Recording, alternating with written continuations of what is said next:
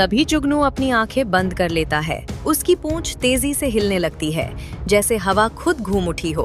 अचानक हल्की सी चमक के साथ जुगनू के हाथ में एक गरम रोटी प्रकट हो जाती है।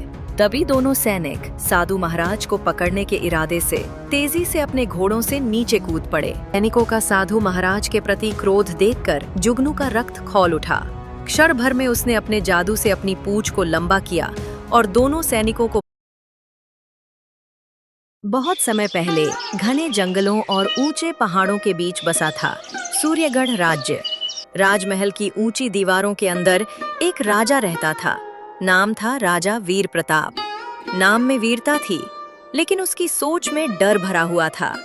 राजा वीर प्रताप साधुओं के श्राप और अपने राज्य को खोने से बहुत डरता था। मंत्री जी, आज फिर वही डरावना सपना आया। कैसा सपना महाराज? सपने में अंधेरा था मंत्री जी, चारों तरफ सन्नाटा और एक साधु, उसके कंधे पर एक बंदर, और वो साधु मुझे श्राप दे रहा था। मुझे बहुत डर लग रहा है मंत्री जी, कहीं वो साधु राजमहल में आकर मुझे कहीं श्राप न दे दे। महाराज, ये कोई साधारण सपना नहीं है। साधु और बंदर, ये तो अपशकुन का संकेत हो सकता है। अपशकुन नहीं, नहीं मंत्री जी, मैं कोई श्राप नहीं झेल सकता, कुछ करो। राजा वीर प्रताप किसी युद्ध से नहीं डरता था। उसे भय था तो केवल एक ही बात का, अपने राज्य को खो देने का और साधुओं के श्राप का। इसके अलावा संसार की कोई भी शक्ति उसके मन में डर पैदा नहीं कर पाती थी। मंत्री जी, आज से इस राज्य की सीमाओं में कोई साधु प्रवेश नहीं करेगा, कोई फकीर नहीं, ये मेरा आदेश है। राज्य का खजाना खाली न हो जाए, इसलिए राजा वीर प्रताप ने गांव वालों से 2 गुना कर वसूलने का आदेश दे दिया। इस फैसले का सबसे बड़ा बोझ गरीबों के कंधों पर आ गिरा, जो पहले से अभावों में जी रहे थे। दूसरी तरफ राजमहल से दूर कच्चे घरों का एक छोटा सा गांव था। वहीं रहता था एक ईमानदार किसान, मंगलू। राजा द्वारा लगाए गए भारी करों के कारण मंगलू के घर में खाने के नाम पर अब कुछ भी नहीं बचा था। वह खेतों में फसल उगाता था, लेकिन उसकी सारी मेहनत राजा के कर चुकाने में ही खप हो जाती थी। हे भगवान, दिन भर मेहनत करता हूँ खेत में, फिर भी पेट में एक दाना तक नसीब नहीं होता। सुनिए जी, कुछ मिला क्या खाने को? बहुत दिनों से हमारे साथ साथ गोलू ने भी कुछ नहीं खाया। क्या बताऊँ सीता, राजा ने कर इतना बढ़ा दिया है कि फसल तो उगती है, लेकिन घर तक नहीं पहुँच पाती। सारी राजा के कर में ही चली जाती है। घर के कोने में एक छोटा सा बच्चा बैठा था, गोलू। बाबा, पेट में बहुत दर्द हो रहा है, मुझे बहुत भूख लगी है। अपने बच्चे को भूख से तड़पते हुए देख मंगलू के आंखों में आंसू आ जाते हैं। बेटा, आज खाना नहीं है, आज तुम्हें फिर से भूखा ही सोना पड़ेगा। कल कहीं से तुम्हारे लिए जरूर खाना ला दूंगा। मंगलू, कब तक यूं ही भूखे रहेंगे हम? अब और नहीं सहा जाता। अपने परिवार को इस हाल में देखकर मंगलू कुछ कह नहीं पाता, बस उसकी आंखों से आंसू खुद ब खुद बहने लगते हैं। अगली सुबह परिवार की भूख को देखकर मंगलू खाने की तलाश में गांव के जंगल की ओर बढ़ जाता है। मंगलू धीरे धीरे चलता हुआ जंगल के अंदर चला गया। आज इस जंगल में हवा तो कुछ अलग अलग सी लग रही है। मंगलू जंगल में आगे बढ़ ही रहा था कि अचानक हवा में धुएं की अजीब सी खुशबू फैल गई और कहीं दूर से मंत्रों की धीमी रहस्यमयी आवाज उसके कानों तक पहुंचने लगी। तभी अचानक एक तेज आवाज आई। मंगलू, वहीं रुक जा, कहाँ जा रहा है? तभी मंगलू की नजर सामने पड़ी। एक विशाल पत्थर पर लंबी घनी दाढ़ी वाला एक साधु अपने साथ एक बंदर लिए शांत मुद्रा में बैठा था। क्षण भर की झिझक के बाद मंगलू धीरे धीरे उस साधु के पास चला गया। महाराज, मैं तो आपको नहीं जानता, फिर आप मेरा नाम कैसे जानते हैं? मंगलू, मुझे केवल तेरा नाम ही नहीं पता, मुझे ये भी मालूम है कि तू किस हालात में जी रहा है। कितने दिनों से तू और तेरा परिवार भूखा है, ये भी मैं जानता हूँ। तू यहाँ खाने की तलाश में आया है, ये भी मैं जानता हूँ। हाँ महाराज, मैं सच में खाने की तलाश में ही इस जंगल में आया हूँ। राजा हमसे इतना कर वसूल करता है कि मेरे घर में अन्न का एक दाना भी नहीं बचता। राजा वीर प्रताप दिल से कायर है। उसे डर है कि कहीं उसका खजाना खाली न हो जाए। इसी डर में डूबकर वो पूरे राज्य से अत्यधिक कर वसूल रहा है और उसी लालच की कीमत तुम जैसे लोग भूख से तड़प कर चुका रहे हो। तभी साधु महाराज धीरे से बंदर, जिसका नाम जुगनू है, उसकी ओर हाथ का इशारा करते हुए बोले, जुगनू, बेचारा मंगलू बहुत भूखा है, इसे एक रोटी दे दो। तभी जुगनू अपनी आंखें बंद कर लेता है। उसकी पूंछ तेजी से हिलने लगती है, जैसे हवा खुद घूम उठी हो। अचानक हल्की सी चमक के साथ जुगनू के हाथ में एक गरम रोटी प्रकट हो जाती है। अगले ही पल जुगनू वह रोटी मंगलू की ओर बढ़ा देता है। मंगलू, ये रोटी खा ले, तेरी भूख इससे शांत हो जाएगी। मंगलू जैसे ही रोटी तोड़ता है, वह अचानक सोने की थाली में बदल जाती है। तभी ये चमत्कार देखकर मंगलू हैरान हो जाता है और हैरान होकर साधु महाराज से कहता है, महाराज, ये क्या हो गया? रोटी सोने की थाली में कैसे परिवर्तित हो गई? ये कैसा चमत्कार है महाराज? मंगलू, ये जो तुम चमत्कार देख रहे हो, ये चमत्कार मेरा नहीं, ये इस बंदर जुगनू की शक्ति है। एक ऐसी शक्ति जो हर किसी के पास नहीं होती। महाराज, क्या सच में यह बंदर चमत्कारी है या फिर मैं कोई सपना तो नहीं देख रहा हूँ? नहीं मंगलू, तू सपना नहीं देख रहा। जो तेरी आंखों के सामने है वही सच है। महाराज, अगर यह चमत्कार सच है तो क्या आज मेरी भूख मिट जाएगी? कृपा करके इस बंदर के चमत्कार से मुझे थोड़ा अन्न दिला दीजिए। मुझे बहुत तेज भूख लग रही है। नहीं मंगलू, मैं सिर्फ तेरी भूख नहीं मिटाना चाहता, मैं पूरे गांव की भूख मिटाना चाहता हूँ और साथ ही राजा वीर प्रताप के दिल में बैठे डर को बाहर निकालकर उसे उसके कर्मों का सबक सिखाना चाहता हूँ और इस कार्य में तू भी मेरा साथ देगा। उसी समय बंदर के इस चमत्कार की खबर तेजी से फैलती हुई राजा वीर प्रताप के दरबार तक जा पहुंची। महाराज, एक खबर आई है कि जंगल में एक चमत्कारी साधु है और उसके साथ एक बंदर भी है और वो बंदर चमत्कारी है। साधु का नाम सुनते ही राजा वीर प्रताप के चेहरे का रंग उड़ गया। उसके भीतर छिपा भय अचानक जाग उठा। मंत्री जी, मुझे ऐसा लगता है कि ये वही साधु और बंदर है जो रोज मेरे सपनों में आते हैं और मुझे श्राप देते हैं। महाराज, यदि वो साधु वही हुआ जो आपको सपनों में डराता है और वो दरबार तक आ गया तो इस राज्य पर भारी अनर्थ टूट पड़ेगा। नहीं नहीं, वो साधु किसी भी हाल में दरबार तक नहीं पहुंचना चाहिए। उसे हर कीमत पर रोकना होगा। डर ने राजा की बुद्धि छीन ली और उसने सबसे विनाशकारी फैसला कर लिया। सैनिकों, ये मेरा आदेश है, तुरंत जाओ और उस साधु को मारकर मेरे राज्य की सीमा से बाहर फेंक दो। अगले ही पल राजा के आदेश का पालन करते हुए 2 सैनिक घोड़ों पर सवार हुए। वे साधु महाराज को पकड़ने के उद्देश्य से जंगल की ओर बढ़ गए। दूसरी तरफ साधु महाराज और मंगलू दोनों आपस में बातचीत कर रहे थे। तभी अचानक दोनों सैनिक क्रोध से भरे हुए वहां आ पहुंचे। दोनों सैनिकों को देखकर मंगलू घबरा गया और डरता हुआ साधु महाराज से बोला, महाराज, ये क्या? आपके पीछे ये सैनिक क्यों आ रहे हैं? तभी साधु महाराज ने पीछे मुड़कर देखा। सैनिकों को सामने पाकर वे क्रोध में भर उठे और बोले, तुम दोनों यहाँ क्यों आए हो? साधु महाराज, राजा वीर प्रताप का आदेश है कि आपको मारकर इस राज्य की सीमा से बाहर फेंक दिया जाए। इसी कारण हम यहाँ आए हैं। तभी दोनों सैनिक साधु महाराज को पकड़ने के इरादे से तेजी से अपने घोड़ों से नीचे कूद पड़े। उनकी आंखों में क्रूरता और हाथों में कसता हुआ हौसला साफ झलक रहा था। सैनिकों का साधु महाराज के प्रति क्रोध देखकर जुगनू का रक्त खौल उठा। क्षण भर में उसने अपने जादू से अपनी पूंछ को लंबा किया और दोनों सैनिकों को पकड़कर उन्हें जंगल से बहुत दूर फेंक दिया।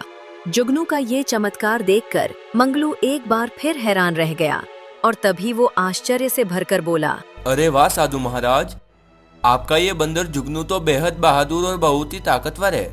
तभी महाराज गंभीर स्वर में बोले, मंगलो, अब समय आ गया है महाराज, आप कैसे समय की बात कर रहे हैं?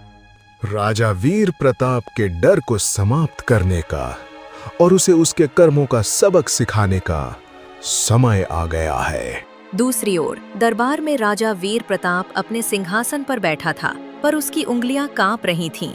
वो भीतर से पूरी तरह साधु के नाम से भयभीत था। मंत्री जी, जो दोनों सैनिक उस साधु को मारने गए थे, वे अब तक लौटे क्यों नहीं? महाराज, शायद वह साधु साधारण नहीं है। हो सकता है उसने उन दोनों सैनिकों को अपने चमत्कार से पराजित कर दिया हो। मंत्री जी, मुझे बहुत भय लग रहा है। कहीं उस साधु यहाँ दरबार तक न पहुंचे। तभी थोड़े समय बाद एक द्वारपाल तेजी से चलता हुआ दरबार में आता है। महाराज, द्वार पर एक साधु पधारे हैं। उनके साथ एक बंदर भी है। ये बात सुनते ही राजा का दिल तेजी से धड़कने लगा। उसके चेहरे पर भय साफ झलकने लगा। द्वारपाल, तुरंत उसे रोको। वो साधु दरबार तक नहीं आना चाहिए, किसी भी कीमत पर नहीं।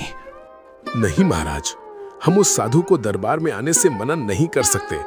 यदि उसे रोका गया और वो क्रोधित हो गया तो राजमहल में भयंकर अनर्थ हो सकता है। तो फिर मंत्री जी, अब हमें क्या करना चाहिए? महाराज, इस समय यही उचित होगा कि साधु महाराज को अंदर आने दिया जाए। उसके बाद जो भी होगा देखा जाएगा। ठीक है द्वारपाल, साधु महाराज को दरबार में प्रवेश की अनुमति दे दी जाए। राजा का आदेश पाते ही द्वारपाल बाहर गया और साधु महाराज व बंदर को दरबार के अंदर भेज दिया। साधु महाराज को देखते ही राजा वीर प्रताप घबरा गया। मंत्री जी, ये वही साधु और वही बंदर हैं जो हर रात मेरे सपनों में आकर मुझे श्राप देते हैं। महाराज, घबराइए मत, शांत रहकर उनसे बात कीजिए। तभी राजा वीर प्रताप डरते हुए साधु महाराज से कहता है। प्रणाम साधु महाराज, आज आपके पवित्र चरण हमारे दरबार में कैसे पधारे? डरिए मत महाराज, मैं यहाँ आपको कोई श्राप देने नहीं आया हूँ। मैं यहाँ इस राज्य के उन सभी गरीब गांव वालों के लिए न्याय मांगने आया हूँ जिनकी आवाज आप तक कभी नहीं पहुँच पाई। साधु महाराज, आखिर आप किस न्याय की बात कर रहे हैं? तभी जुगनू ने अपनी पूंछ फुर्ती से आगे बढ़ाई और पल भर में राजा वीर प्रताप के गले से सोने का हार खींच लिया। अगले ही क्षण वह हार साधु महाराज को सौंप दिया। महाराज, ये आपने मेरा हार क्यों उतरवा लिया? तभी साधु महाराज गुस्से में बोले। राजा वीर प्रताप, मुझे ये बताइए, ये हार वास्तव में किसका है? साधु महाराज, आप ये कैसा प्रश्न कर रहे हैं? ये हार मेरा ही है। अभी अभी इस बंदर ने इसे मेरे गले से उतारा है। झूठ राजा वीर प्रताप, ये हार तुम्हारा नहीं है। ये उन बेबस गांव वालों का है जिनसे तुमने उनकी हैसियत से कहीं ज्यादा कर वसूला। उनके बच्चों के मुंह का निवाला छीनकर तुमने अपने गले में ये सोना टांग लिया। साधु महाराज की बातें सुनते ही राजा वीर प्रताप की आंखें खुल गईं। अगले ही पल वो कांपते हाथों से साधु महाराज के चरणों में गिर पड़ा। साधु महाराज, मुझसे बहुत बड़ी भूल हो गई। राजमहल का खजाना खाली ना हो जाए, इसी डर ने मुझे अंधा कर दिया। उसी भय में मैंने अपनी ही गरीब प्रजा से बहुत ज्यादा कर वसूला। मेरे डर की कीमत मेरी प्रजा ने असीम कष्ट सहकर चुकाई। कृपा कर मुझे क्षमा कर दीजिए महाराज। तभी उसी पल वहां मंगलू आ जाता है। मंगलू को सामने खड़ा देख राजा वीर प्रताप गंभीर स्वर में कहता है। अरे तुम कौन हो और बिना अनुमति के दरबार के अंदर कैसे आए? महाराज, मैं वही हूँ जिसका बच्चा आपकी वजह से रात रात भर भूख के कारण सो नहीं पाता। मैं आपके ही राज्य का एक साधारण नागरिक हूँ जो आपके अत्यधिक कर के कारण कष्ट सह रहा हूँ। मंगलू की बात सुनकर पूरा राज दरबार एक पल के लिए सन्नाटे में डूब गया। महाराज, हमने आपसे कभी सोना नहीं मांगा। हमने तो बस आपसे 2 वक्त की रोटी मांगी थी, लेकिन आपने हमसे कर के नाम पर वो भी छीन ली। मंगलू की बात सुनते ही राजा वीर प्रताप को अपनी भूल का एहसास हो जाता है और उसकी आंखों में पश्चाताप के आंसू भर आते हैं। तभी मंगलू ने राजा वीर प्रताप के सामने हाथ जोड़ लिए और धीमी विनम्र आवाज में बोला, महाराज, अगर आप अपने खजाने के खाली होने के डर से हमसे इतना ज्यादा कर लेंगे तो हम अपनी बात आखिर किसके पास जाकर कहेंगे?